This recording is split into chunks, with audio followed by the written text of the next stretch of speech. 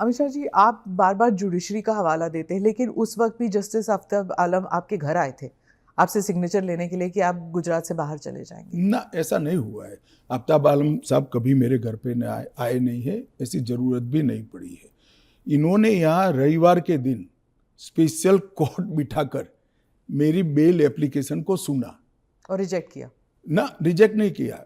इन्होंने कहा कि मुझे लगता है कि अमित शाह गृह मंत्री रहे, वो साक्ष्य को प्रभावित कर।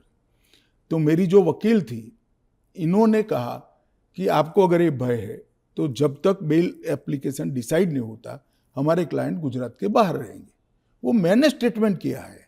2 साल आप बाहर रहे? हाँ, 2 साल में बाहर रहा, निश्चित रूप से बाहर रहा, क्योंकि 2 साल भारत के इतिहास में कभी भी किसी की बेल एप्लीकेशन 2 साल नहीं चली है। आलम साहब की कृपा से मेरी बेल एप्लीकेशन 2 साल चली, ज्यादा से ज्यादा बेल एप्लीकेशन 11 दिन तक चली है। आपने उस वक्त पहले भी जिक्र किया था अडवाणी जी के ऊपर कि उन्होंने भी इस्तीफा दिया था। जी, कहा था अडवाणी जी ने इस्तीफा दिया था, ढेर सारे हमारे कार्यकर्ता, मदन लाल खुराना वगैरह सारे, सभी ने दिया था। कि जब तक अरे अभी हेमंत सोरेन जी ने दिया था।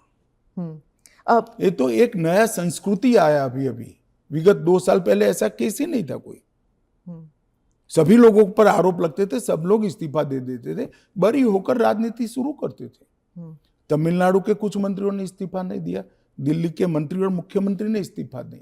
और अगर इस तरह से इस समाज जीवन का, नैतिकता का स्तर आप राजनीति का और समाज जीवन का नीचे ले जा रहे हैं, इससे हम सहमत नहीं हैं। और अगर मैं अब पूछता हूं, आप मुझे पूछ रही हैं, तो लालू जी के वो ऑर्डिनेंस फाड़ने का, लालू जी के बचाने के लिए जो ऑर्डिनेंस मनमोहन सिंह लाए थे, वो ऑर्डिनेंस को फाड़ने का राहुल गांधी का औचित्य क्या था? अगर उस दिन वो मोरालिटी थी तो आज नहीं है क्या? क्योंकि आप लगातार 3 चुनाव हार चुके हो। मोरालिटी के स्टैंडर्ड्स चुनाव के जय पराजय के साथ जुड़े नहीं है। मोरालिटी के स्टैंडर्ड सूर्य और चंद्र की तरह हमेशा अपनी जगह पे स्थिर रहने